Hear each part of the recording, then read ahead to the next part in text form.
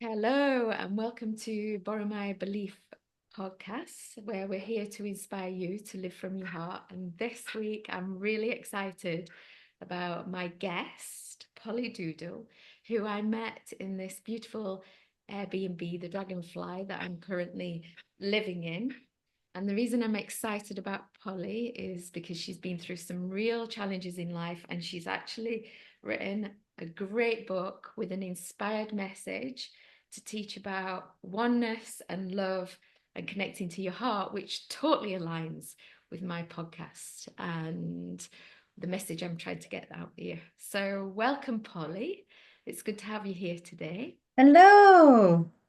So, let's start, Polly, by introducing yourself and maybe saying a little bit about this book, and then we can dive deeper into things that led you there.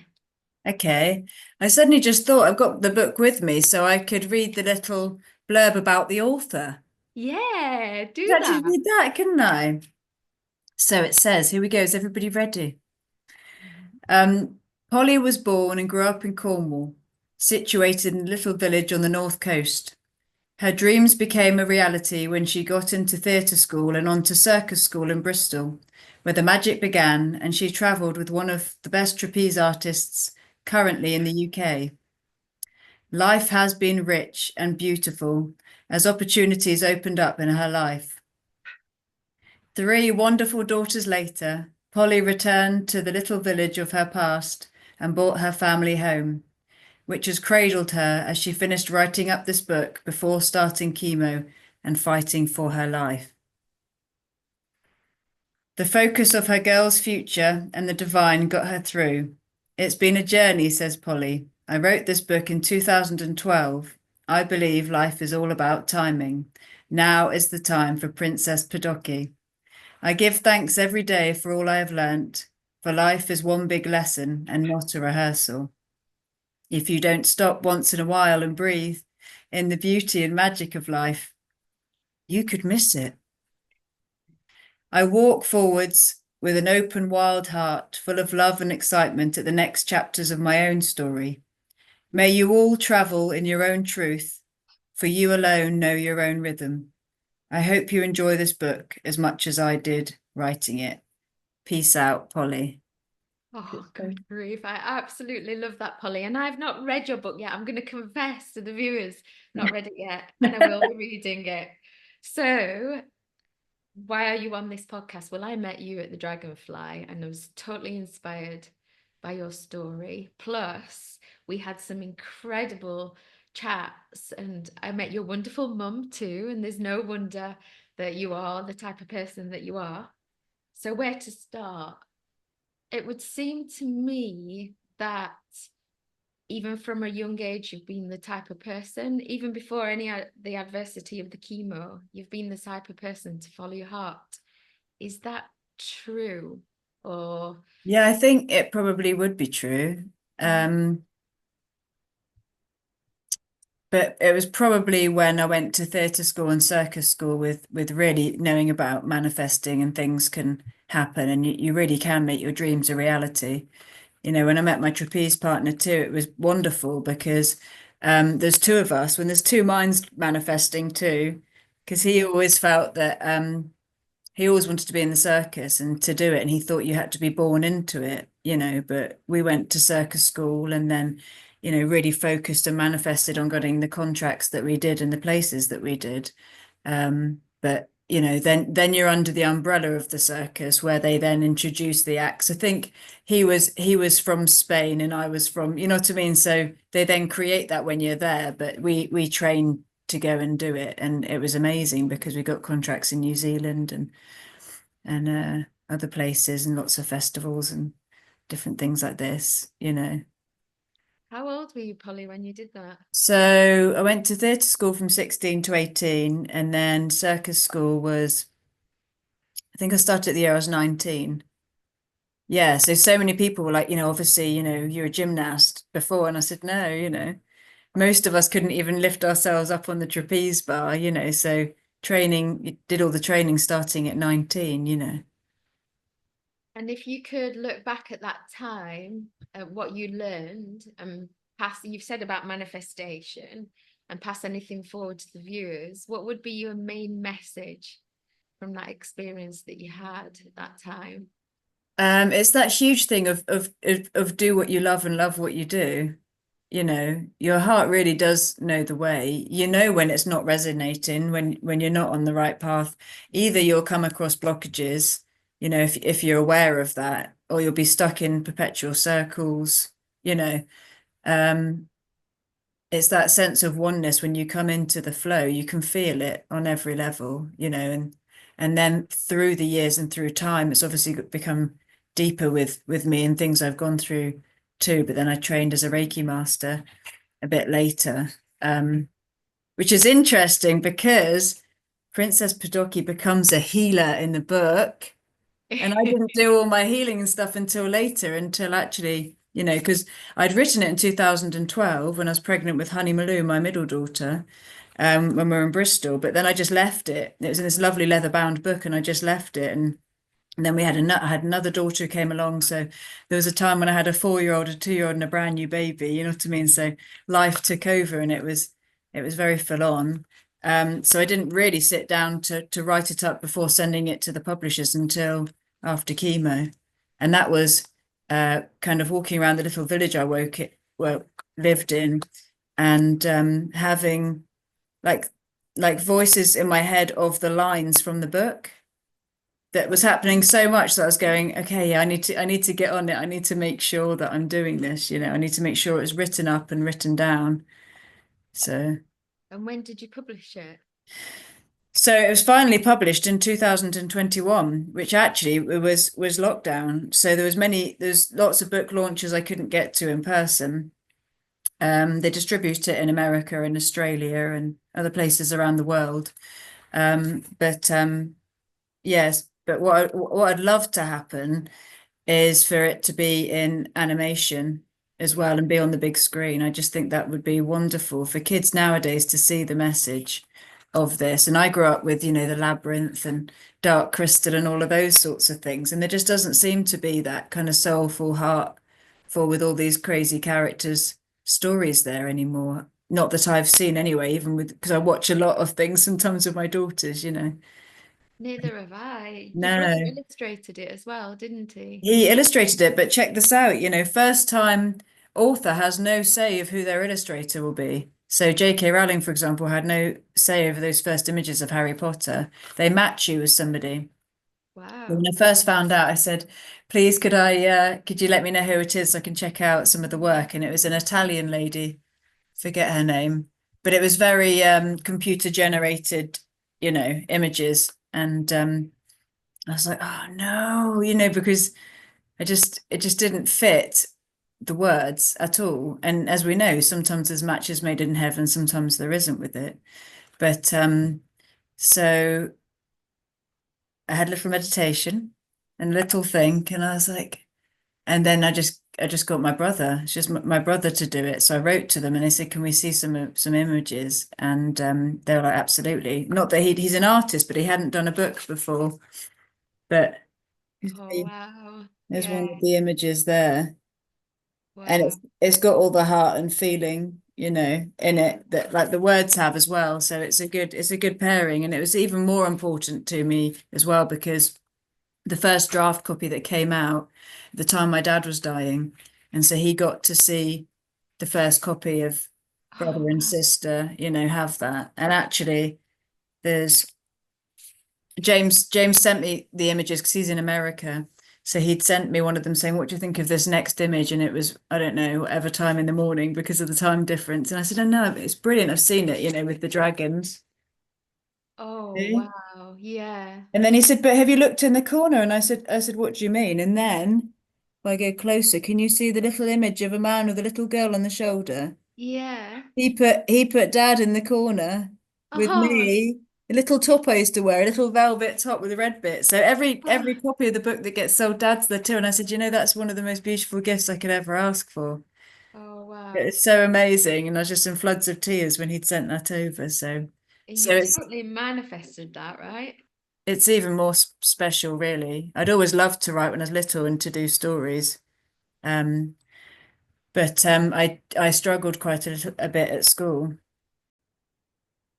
So while you were just speaking, you earlier on you talk about do what you love and love what you do. And then we talked a bit about manifestation and how you've manifested your brother illustrating your book and your dad. And you said, when you feel like that, and you didn't use the word flow, but I'm guessing flow. Can you describe to the viewers that maybe have never lived like this? They're totally lost. They don't know how to live from the heart, but they know something's wrong. They might be stuck, let's say, like I was years ago in the money trap, scared to jump off that cliff and do what the heart's calling them through fear. Can you explain what it feels like you when you are in flow and why taking that step is worth it? Yeah, the first thing that comes to mind is a little phrase of fear will stop you loving and love will stop your fear. Mm. They're obviously two polar opposites, but love is the biggest feeling, you know, that you could ever feel. And if you can embody that, and I do it by, sitting quietly and breathing, by yourself and just connecting in and just being in that stillness. And sometimes you can ask for the answers. If you're in a situation where you're going, I'm really feeling stuck and this is going on, show me, we're all there. We have our own guides. We're there. We're protected. And sometimes there'll be signs and synchronicities. And if you let it happen, spirit will guide you for sure. Yeah. So some people may not trust those answers. And I remember when up until 49, I would say 47, that was when I stepped on this path. I mean, I was always intuitive. I did follow my heart, but not to the extent that I do now, very much in the corporate world. And when I finally really did step onto this path, it was at 49, which is 6 years ago. And for me, I had to I had to move through many cycles and scenarios where the fear was so strong, it was absolutely paralyzing. Like the trauma was coming up and all the fear. And it was worth it. Absolutely worth it. So it took me a while to get to that feeling. Have you had any times when you've kind of been off course in sections of your life? And how did you navigate those eventually when you realized that Well, you weren't yeah, on I course? think in some ways I probably manifested in a bad way cancer, Yeah. really, and that's deep, man. Yeah.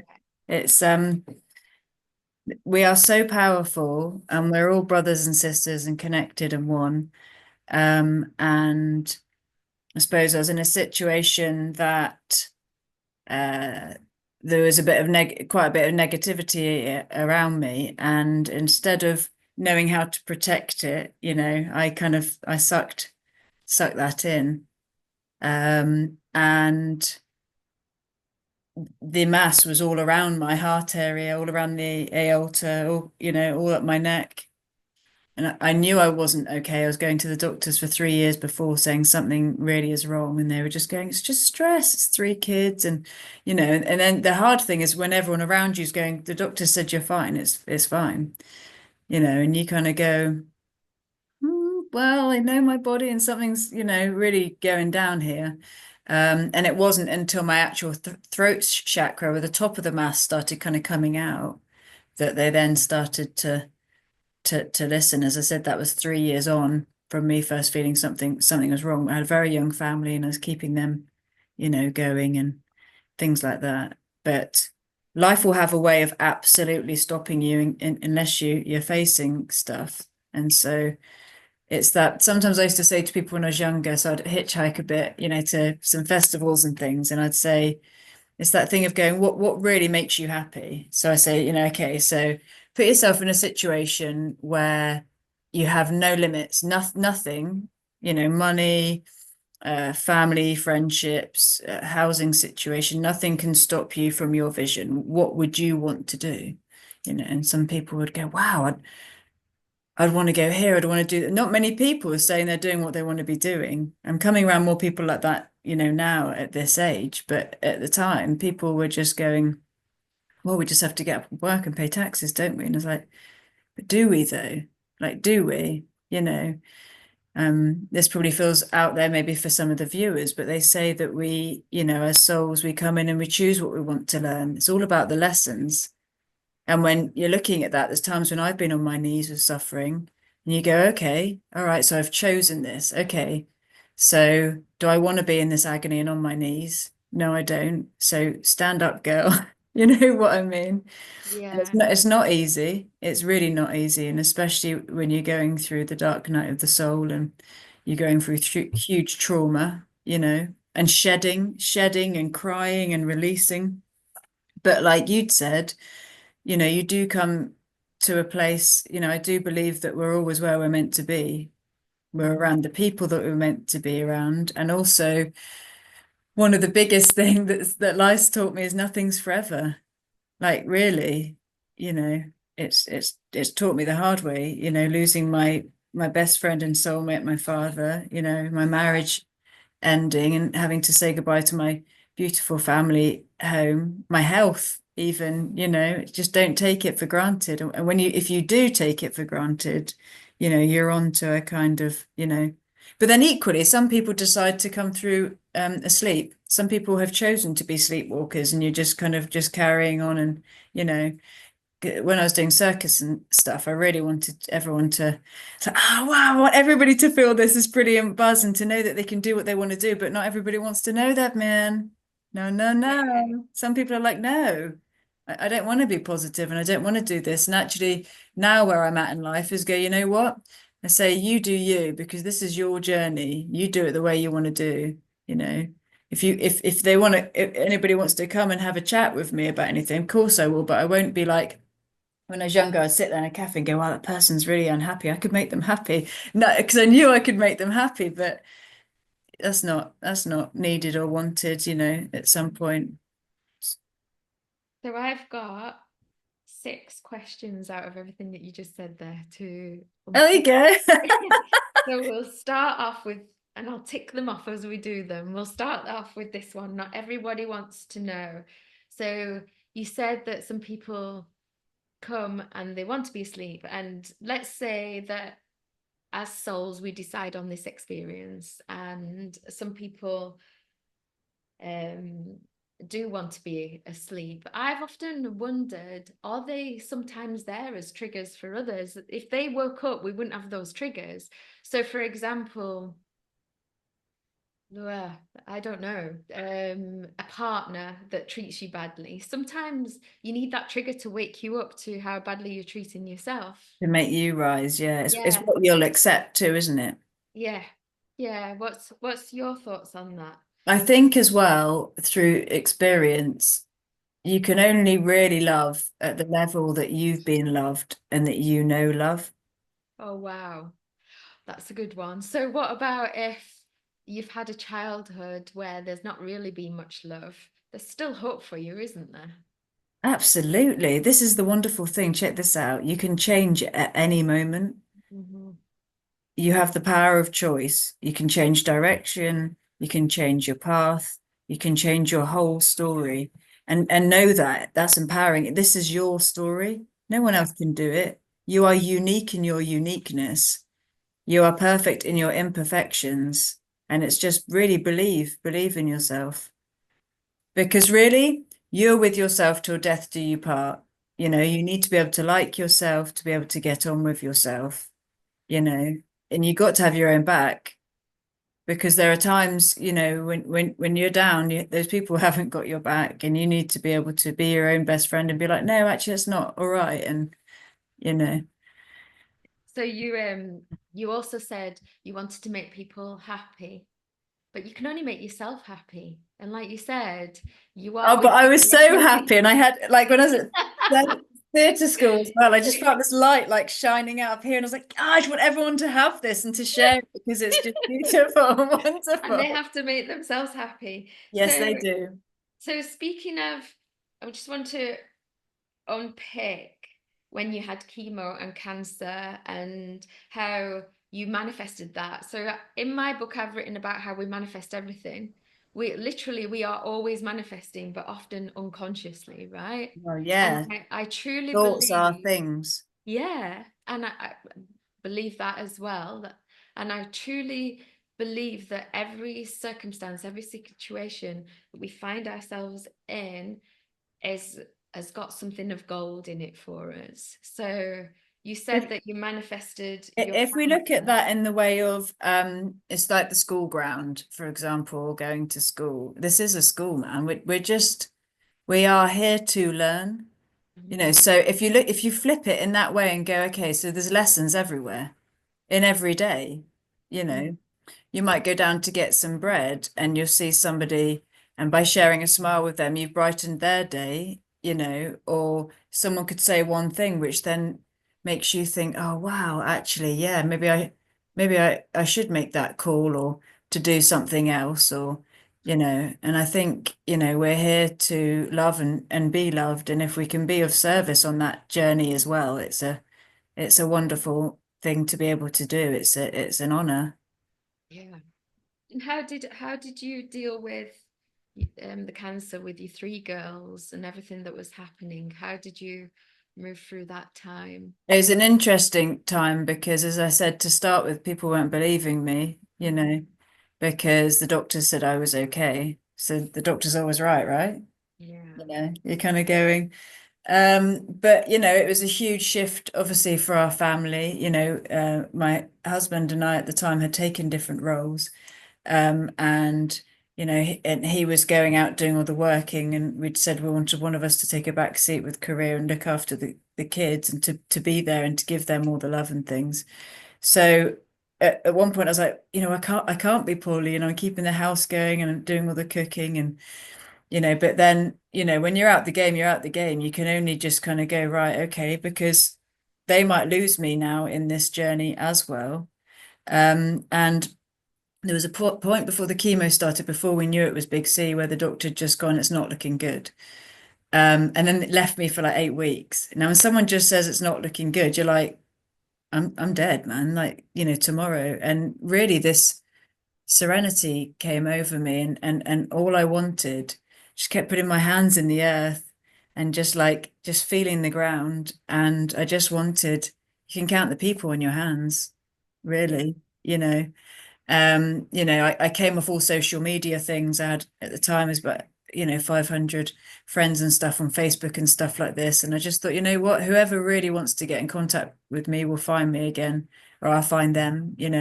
Mm, So I came off all social media things, and then it's just that thing of knowing, of kind of needing to go through the healing with my family. And it was really crazy because also my dad, who I was unbelievably close with, he then had cancer at the same time. And I remember being like, Dad, like, what the hell? Like, 'cause we couldn't really be there for each other because you kind of really got to kind of go solo, and it's almost hibernating time. We traveled around. He took me to India when I was younger, and my family had broken up, him and I, which was a big change in time as well when I was 11. And I said, do you think it was something we had in India or something, Dad, to both have it at the same time, father and daughter, who's so close? And yeah. he said, the thing is, Polly, we're in a shitstorm. It's like, okay, right. So I was getting around my head like, okay, we're in this.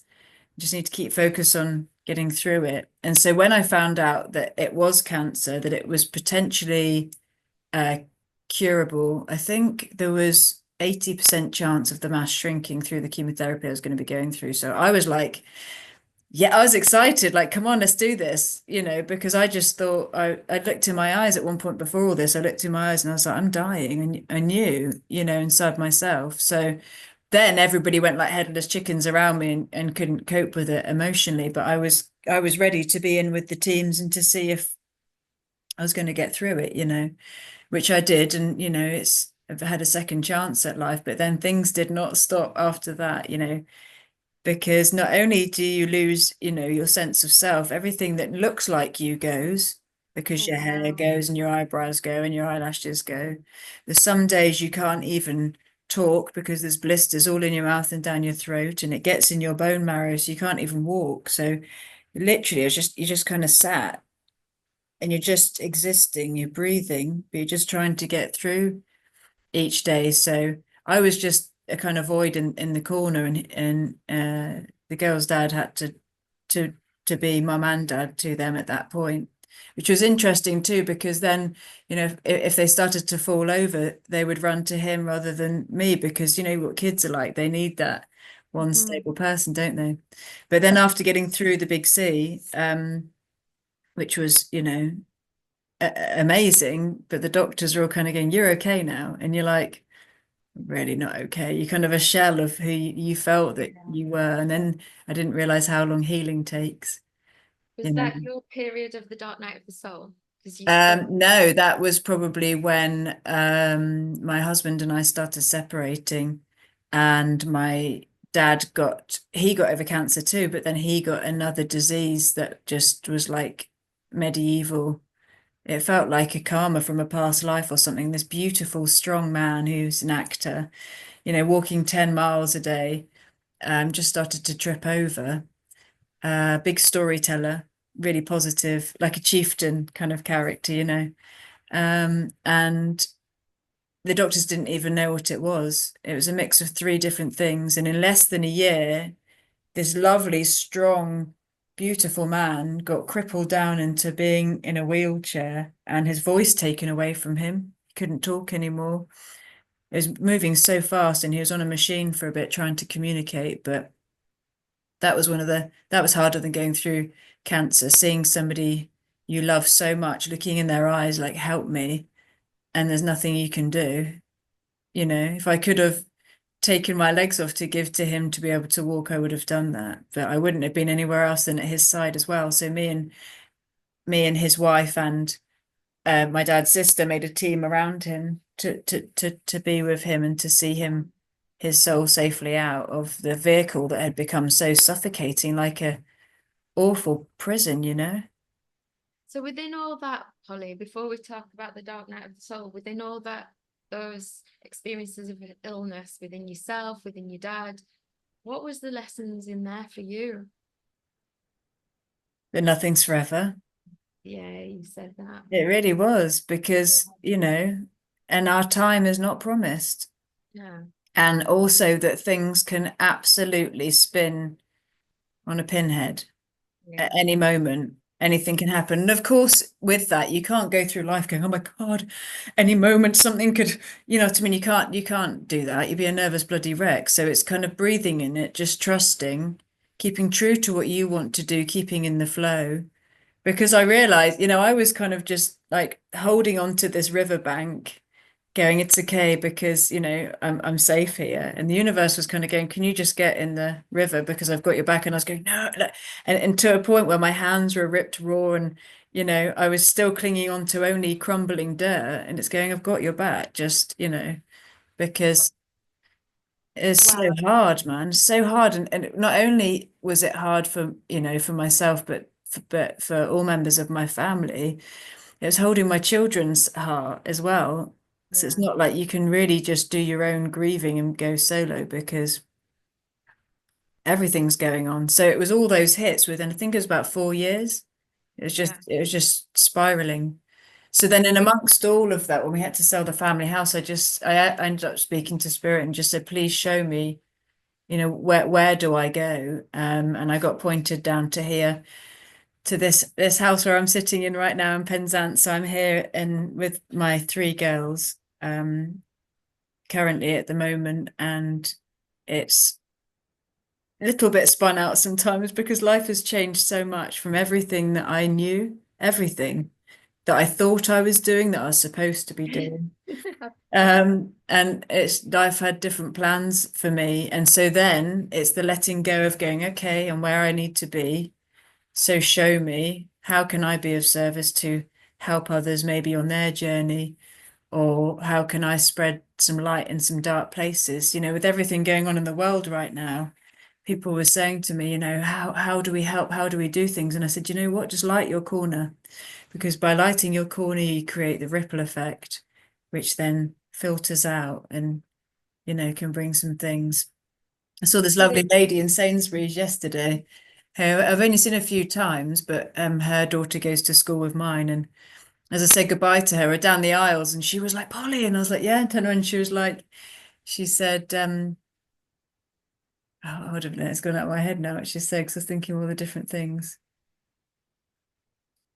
She said, you just being in this world makes it a brighter place. And I was Yeah, like, I agree. I agree. I thanks, agree. man. Yeah, because I was there in my fur coat with Indy on down the aisles in Sainsbury's. It was just, just chilling out. But I said to her, all love to you, and we're all brothers and sisters, and let's shine it and do that. I agree. So there was something of what you said that I really recognized in my own story. And I wrote about this in my book, that I learned how to manifest at 22, and I manifested everything I wanted. And then my life got to a stage where I looked around, and I had this experience where I knew that wasn't it anymore, and it was time to move on. And Oh, what a turning point for I you. know, and at that point, that's when everything seemingly went wrong.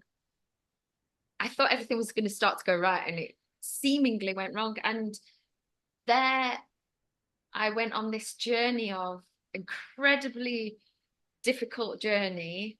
Goodness gracious, it's 11:44. Look, Polly, numbers. I've been getting them all day. I went on this incredible journey of surrender, and it was beyond manifestation. And it was exactly what you've just said.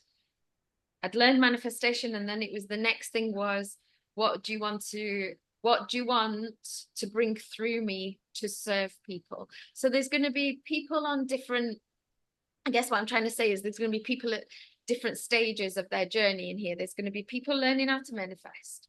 Then there's going to be people in the dark night of the soul, which I want to unpick with you in a bit, because that's when my dark night of the soul came on. And then it was that whole having to learn how to surrender. Mine was through emotion, and a crippling emotion. And we'd had mental health issues in my family. My mum was schizophrenic, depression. I came off my antidepressants and all those things. Yours has been health. But then through the other side of that, I can tune in, and there is a voice and there is guidance. But there are going to be people on here who don't know what the dark night of the soul is, and what, It's, you I know, suppose, I suppose let's just say in a bigger way, it's a breakdown, it's a actually. breakdown. And Really, when but you're in but that you're breaking on a breakdown, different level, aren't you? It's yeah, like it was almost like it felt like a shedding of a skin as well, like a snake kind of like skin. a death. Yeah, In that, the I death of the remember self. thinking it was never going to end. But this is going to be my life for the rest of my life. I'm always going to be this miserable. It's always going to be this awful. And then remembering this, nothing lasts forever. I wonder if there's any This tools. too shall pass. Yes, one of the tools that I got at the time was, if this was going to last for the rest of your life and it was never going to change and it was going to be this forever, what could help you? And for me, it was connection. So then I set this intention, I will connect with one person a day. And that's what saw me through Oh it. wow. I mean, it's going to be different for everybody. Do you have any? I mean, you look at where you were, like you said, you had to watch your husband, take care of your kids. You couldn't even be with your dad, who was your soulmate in essence. Because What? COVID was happening, yeah, and his wife Yeah, was freaked out yeah. about him getting that, although he was dying. And he didn't know how quick that was going to be as well. But I've always been very intuitive. And especially after the big C, then I'd have voices sometimes which would give me, whether it was my guides and things, I'm not sure, but I did a meditation for Dad and I just saw that it was just black. This was his end card and he was Yeah. so positive, but I could only ever be honest with him. And he said, come on, is there any positivity or hope? And I said, Dad, I've got a world of love and hope for you, but this is going to take you down. And I just want to prepare you for that. And some people kind of go, oh, I wouldn't have wanted to know that and all this stuff. But, but on the other side of that, I did this meditation where there was a little boy at my girls' primary school who suddenly had I want to say it was a blood clot on his brain, but anyway, he got raced up, and airlifted off. And as a community, we were just holding space for the family, who didn't know if he was going to survive. And the family got told he wasn't going to. And if he did, he'd be a vegetable if he came around. And I remember doing meditation with my crystals and just focusing.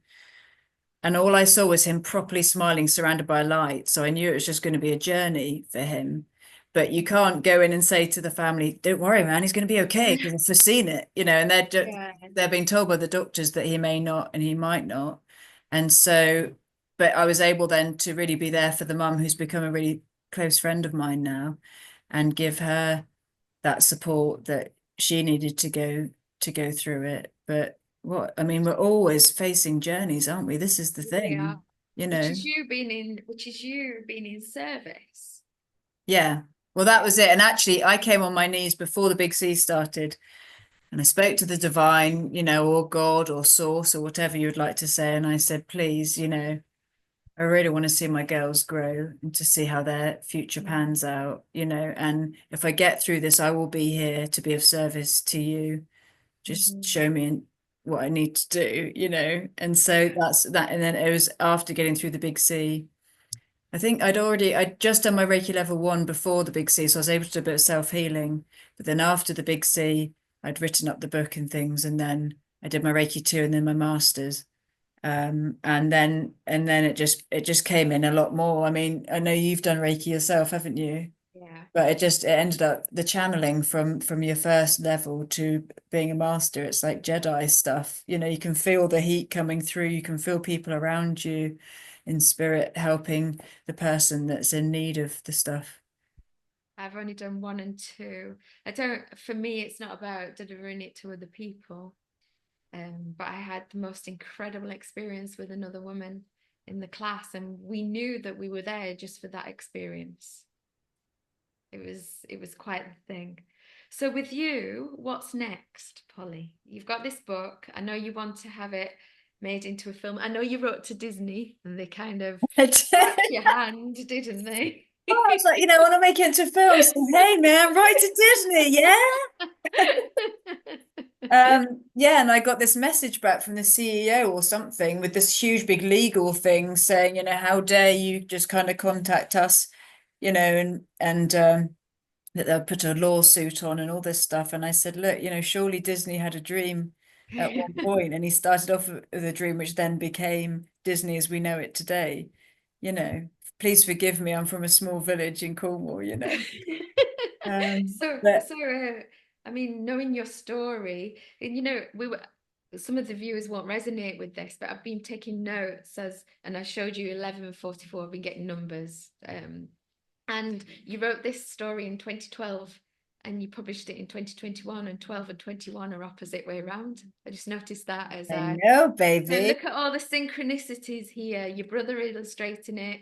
I'm sure this book is gonna go somewhere, and I'm certainly gonna buy it and read it and promote it. And I'll put it here in the Dragonfly for other Yeah. people to read. What for anybody listening who's an adult, because your publisher said it's for ages what, 7 to 12, but you I said think yeah, I people up think to it was I 80 think it was read eight it. to 12 that they kind of, Yeah, because they all need brackets, don't they? yeah, And actually when I was first sending bits off, I'd sent it to Bloomsbury as well, and I got information back saying edited it, change this, change that. It needs to be, in a certain thing and generic and all this stuff. And I thought, you know what, I don't want to do that. I want to try and keep true to it because it's a story yeah, I felt that needed to be out there. It's not a story that I know that's out there. For example, Podockee, they live on this island that moves. And she has no mum and dad, and she lives in this tree house, and her winged guard dogs are around the tree, and she's just so positive, and she's connected with all of nature. And my girls are, but I mean, nowadays, so many children aren't connected with nature anymore. yeah. My grandson, without a doubt, will be. Yeah, but because there are children, and that's what we're probably here to do is to Yeah, is to help them on that journey. Because, yeah, I mean, it started however many years ago, didn't it? Where there was a family I'd passed in St. Agnes, and every single person was on a phone, and it was yeah. just it's like I look had up, look up, see what's around you. I had Everyone is missing it. I actually find it quite scary. I had a bit of a shock recently, actually, in that since just before COVID, the world that I've been in is the world that I'm in. And recently, my son and his girlfriend took me to a gym, and we used to go to a gym with my ex-husband. And then when they were younger, it was a great gym. And he said, I just want to say to him when things have changed, and I just want to warn you before we go in there about phones. And I'm thinking, what's he talking about? And their dad was great. He was always adamant that we didn't have phones, devices, as people call them, around the table. And so my kids, they had phones, but around the table, it was always about talking about your day, and we always had family dinners.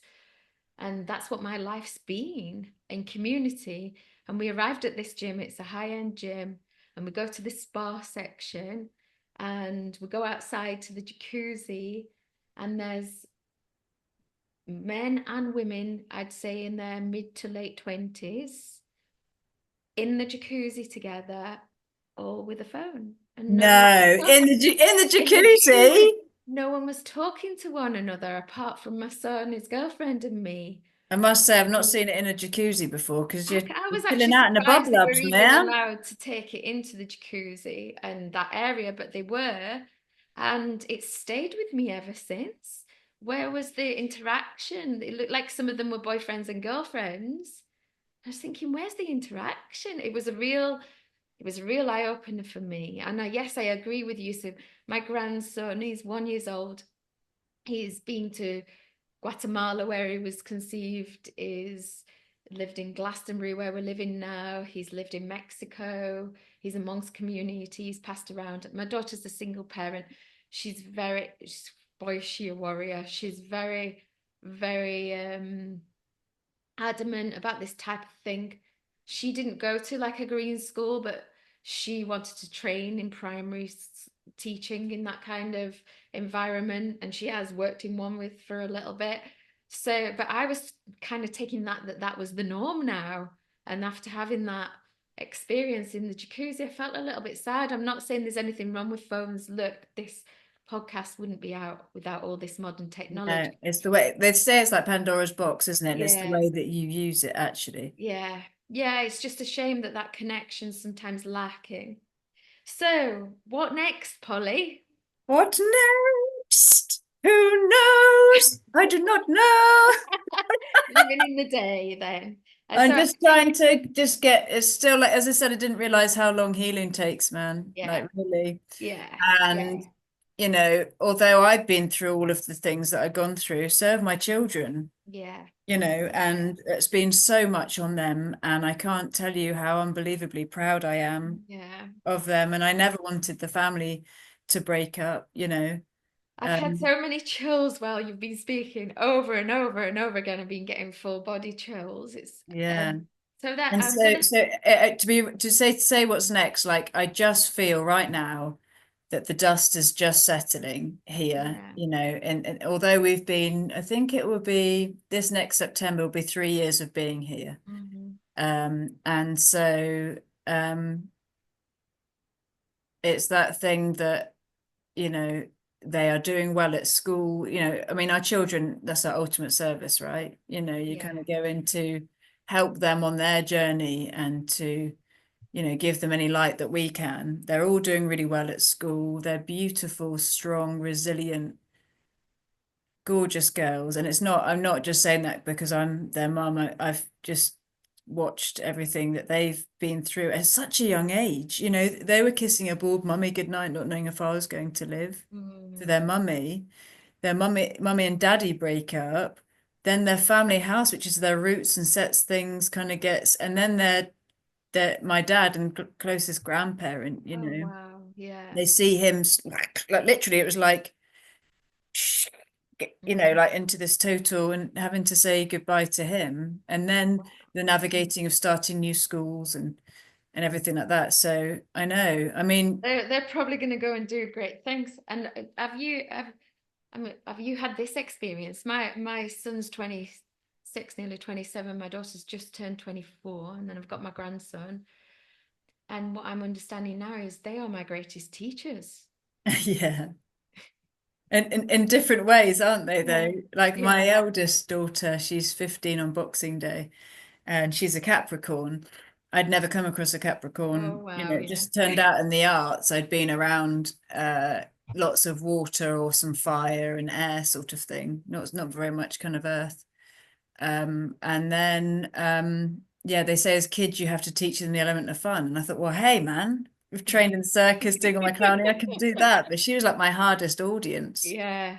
Even now, she'll be like, Mum, grow up. She's very kind of, and I go, never going to grow She's up. gonna get things done and she's gonna be in it for the long haul. She is. Because she's the Capricorn. She's gonna keep going and going and going. Yeah, I mean her resilience and her she's they're all beautiful souls, but she has a strength in her that I'd make a joke saying I wouldn't mess with Lila. You know what I mean? So do you know something, Polly? I could speak with you all day, and you never know, we might get back on another call in the Really? future. And I It'd have be two lovely to questions. talk with you. Yeah, and please come and visit Glastonbury again. Definitely. So I have two questions that I ask at the end, and always. The first one is if you could go and speak to any version of yourself in the past and say anything to that version, maybe a monumental time in your life, and give her some wisdom and some knowledge that you've learned since to help her on her way, where would you go and what would you say? I think I'd probably go back to being a teenager. It's an age we probably wouldn't go back to, and Hmm. just say that, you're enough and that I believe Wow. in you, Hmm. and, you know, learn to let things go. That is so frigging beautiful. I've not had anyone go back to their teenage self. That is so lovely. And I think It was we, hard and it was upsetting, and my family had broken up and all of yeah. that. And I think there's a pandemic of, to me, the pandemic is not enoughness. So what a beautiful message that is. And the last question is, if you could pay anything forward in service to our viewers and give them any words of wisdom, what would your words be?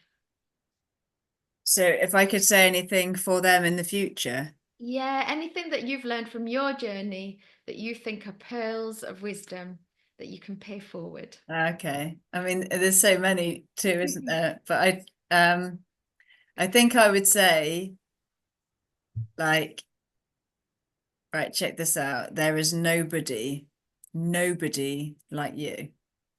Oh my God. Wow. I mean, should I drop the mic now? There is nobody like you. So can you expand on that? I No, love that. you are unique in your uniqueness, Yeah. I remember this friend New years ago, and he was like, I'm just like my brother, I'm just like my brother. And I kept saying, you're not, you're you. No, because he got told that all the time, you know. You've just Um, blown my and mind. so he never ever was able to take his own light and kind of go, you know what, actually, yeah, and what do I want and what do I want to see and what do I want to do? Remember, you are your own storytellers. If your life Mm. isn't good, it's the bad director. Change it. You have the power to change what you want to do.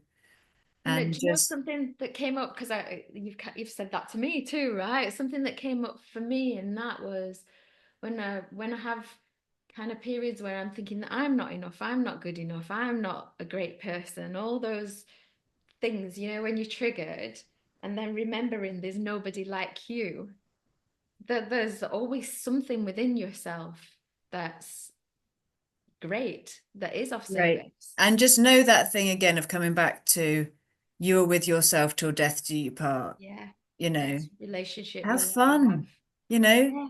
go into your room, put some music on, do your thing, make your body think. You know what I mean? Just have some fun, man. That's Just don't take amazing. it too seriously because it could end tomorrow. Yes, Like, come on wow. now. Yeah, that's Let's just keep amazing. loving. Let's just keep loving. And it's not easy. And there's times when we come back to and just go breathe, Yes. hand on your heart, come back to that space. It's cool, man. It's all cool. Like, Yeah.